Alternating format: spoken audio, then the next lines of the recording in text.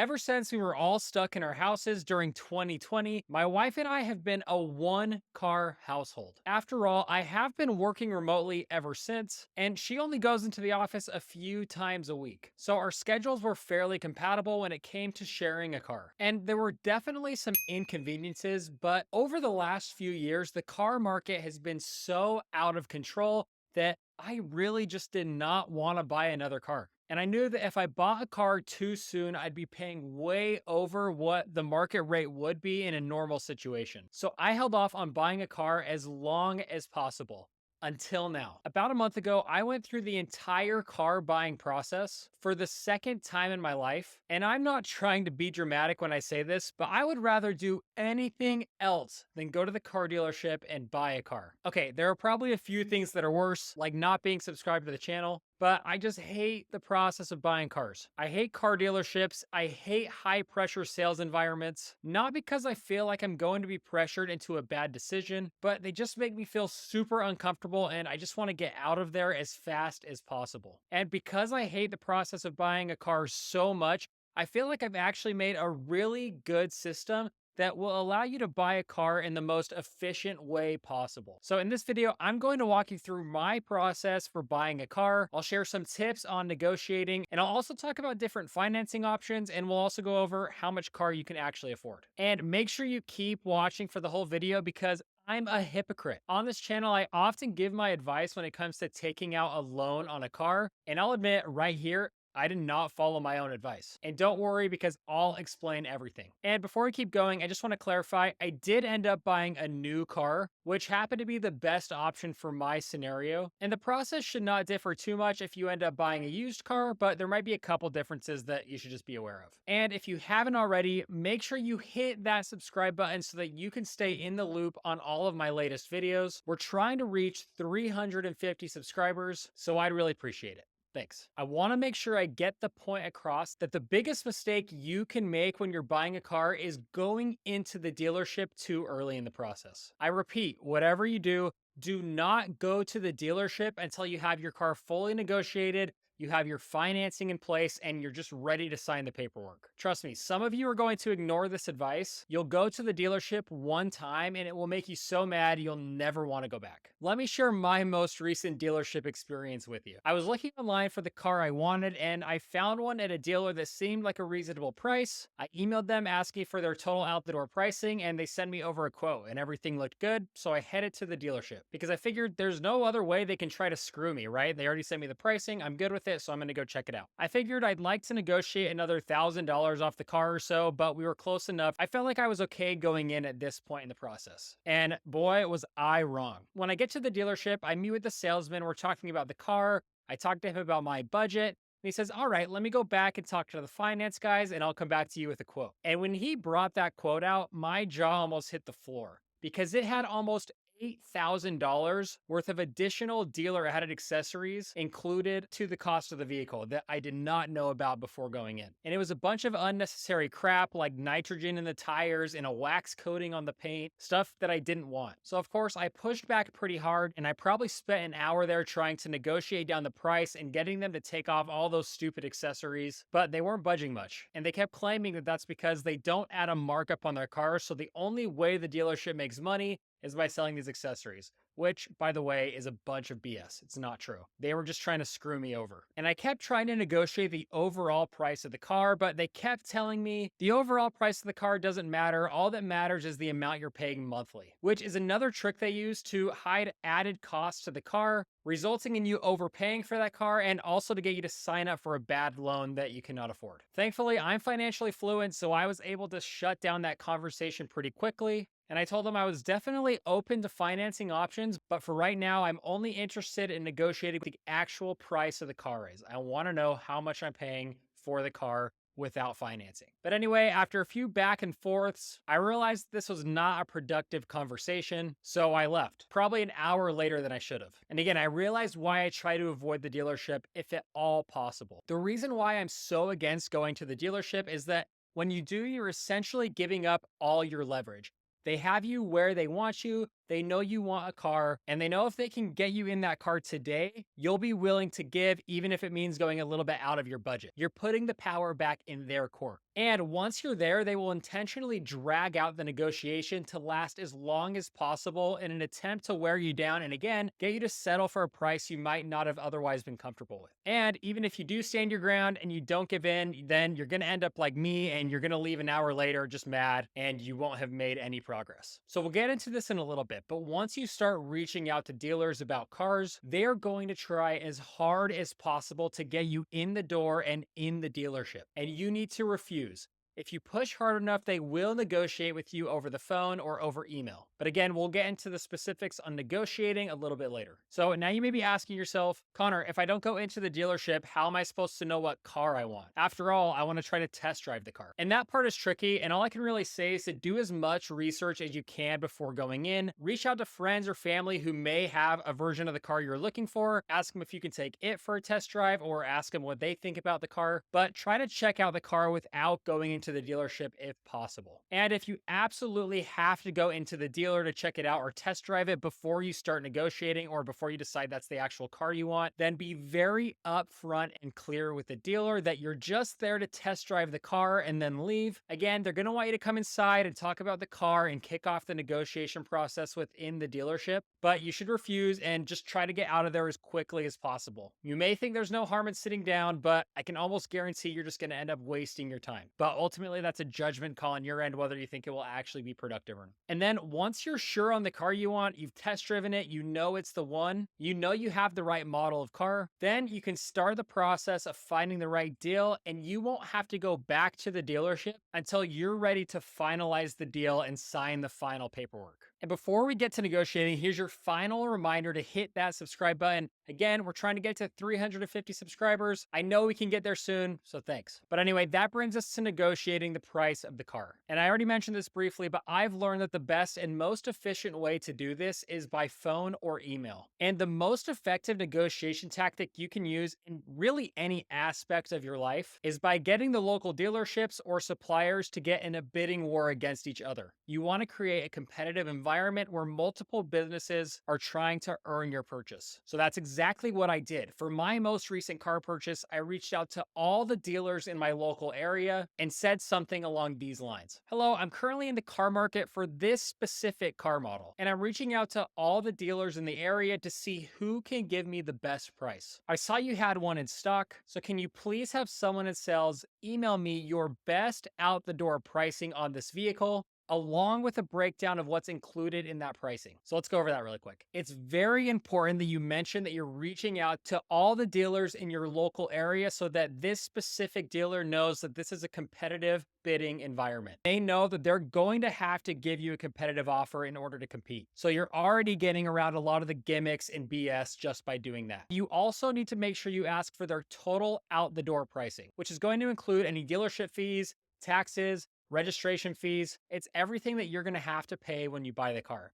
Because if you just ask for the retail price, then they may not send you a lot of those additional fees and you'll be surprised later on. So again, make sure you ask for the out the door pricing and make sure you let them know that you're reaching out to all the dealers to get this. And when you make this request, some dealers may push back a little bit, and be wary of that because I found that the dealers that push back are usually the worst to work with and have the shadiest business practices. They do this because, again, they want to get you in the door. They don't want to email you, they don't want to talk to you on the phone, and they don't want to bid against the other dealerships. So they may voice their concern with that. Be polite and respectful, but make sure you remain firm and let them know this is how I'm going about the process. I've already had a number of quotes sent in, and I wanted to get a quote from you as well. So if you're interested in my business, please send me a quote. You can say it just like that. Again, be respectful, but be firm. They're going to be firm with you when they're negotiating with you, so you have the right to be firm back. I also found way more success with dealerships that were a little further away in more remote areas, just because they don't have as much traffic and as much business coming to them naturally. So they're a little more willing to work with you. And I would send them something very similar, but when I reached out to remote dealers, I would just say, hey, this dealership is a little further away from me than some of the others. However, if you were able to give me the best pricing available, I would be willing to come out of my way to work with you. And trust me, even if it's an extra hour away, it's worth it to work with a dealer that's easy to work with and willing to negotiate instead of going with a dealer that's being a pain in the butt. And I ended up going with a dealership that was a little further away because of that. So it works out. And then once you start getting a few quotes in from the dealers, this is where the fun begins because now you have a benchmark on what you're being offered. And now you can start calling around to the dealers again saying, so and so just offered me this price on the vehicle. Can you beat it? And you keep repeating that process until you have a deal that's a little below market rate and a price that you're happy with. It may take a week or so. This is not going to be something that's done in one afternoon, but you'll be doing it from the comfort of your home. It's going to be efficient. It's going to get you the best pricing. And for me, I much prefer it to trying to negotiate in person. And once you have your final offer, you're happy with the pricing, the dealer is going to ask you to then come into the office. And you should still decline. It's not yet time to go in, but more on that in a bit. All right, now that you have your best pricing available on the car, you need to make a decision on how you're going to finance it. And there's a couple different options. The first being just paying for the car outright in cash, which is a great option if you have the money for it. You will never regret not taking out a car loan, and I'm a big advocate for doing this. However, if you do need to take out a car loan, then I really like the 23-8 rule that the Money Guy Show teaches, which states that if you do finance a car, you should try to put at least 20% down. The length of the loan should not last longer than 3 years, and the monthly payment should not be more than 8% of your gross monthly income. That way, the payment is a small part of your budget and the car is going to be paid off relatively quickly. However, like I said at the beginning of the video,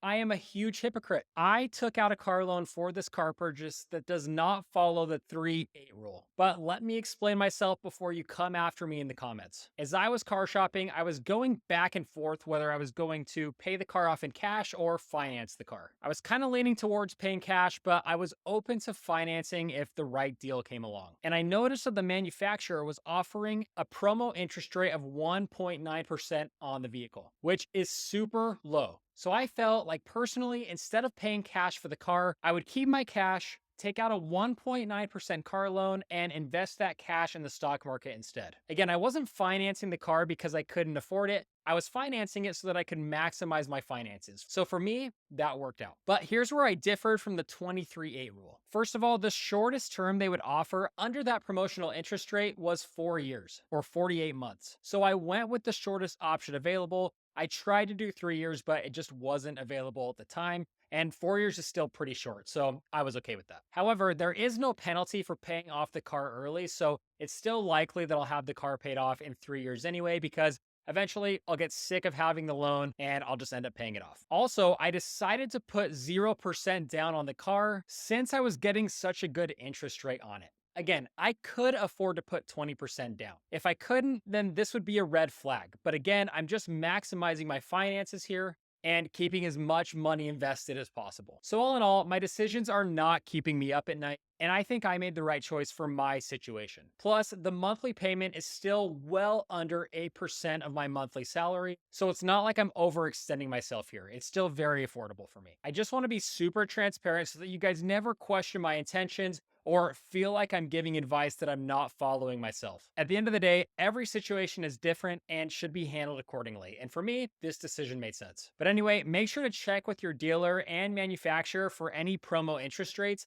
because they won't offer these to you up front. They'll instead try to get you to agree to one of their in-house interest rates, which might be closer to like your 9% because those are ultimately more profitable for them. So make sure you do the research and see if there's any low interest options available to you. All right, at this point, you should have the best offer you can get on the car, and you should have decided how you're planning to finance the car. It's now time to call the dealer and tell them you're ready to come in to close the deal. But when you call them, you need to make sure you mention a few things. First of all, let them know that you need the process to be as quick as possible. If you need to, make up a conflict or schedule a conflict later in the day so that you have something you have to leave for. In my recent experience, I literally told them I wanted to be in and out of the dealership in under an hour. And that this means that I want to do the financing application and as much paperwork as I can at home before I actually go to the dealership. I also told them I want the car to be ready to go so that when I'm done signing the papers, I'm ready to hop in it and drive it off the lot. And trust me, I've learned from experience that if you don't do this, you might be waiting for the car to finish detailing for hours after you've actually signed the papers, which is just excruciating. So call them, let them know you're in a hurry,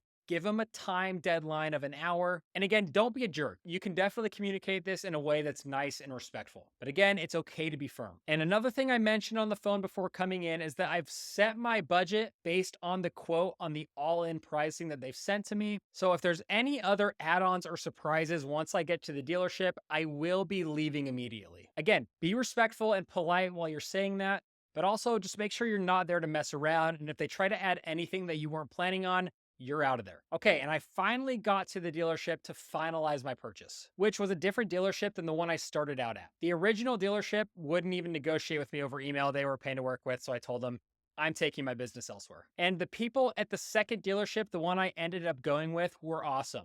Honestly, it really changed my perspective on how dealerships operate and how they can be because everyone there was super friendly. It didn't seem like a high pressure environment. They were super respectful of my time and they made the process as efficient as possible. So huge kudos to them. They were great. But I think it also helped that I was very clear with them about my expectations before I even got there.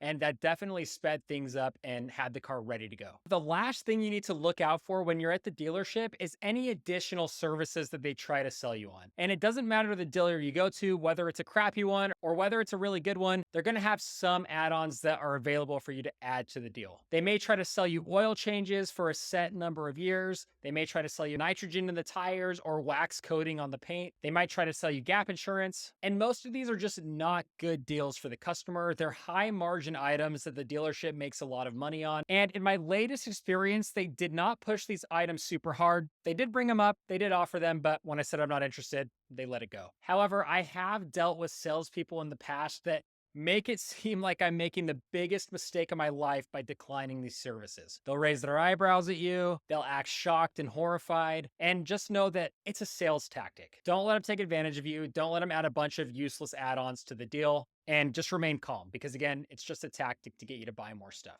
Don't worry. And other than that, you should be on your way. So that does it for this video. I hope this video was helpful in helping you understand the car purchasing market. Let me know what you think of my car buying strategy. Do you like it? Is there anything with it that you disagree with? Make sure to hit that like button, hit the subscribe button, and we'll see you in the next one.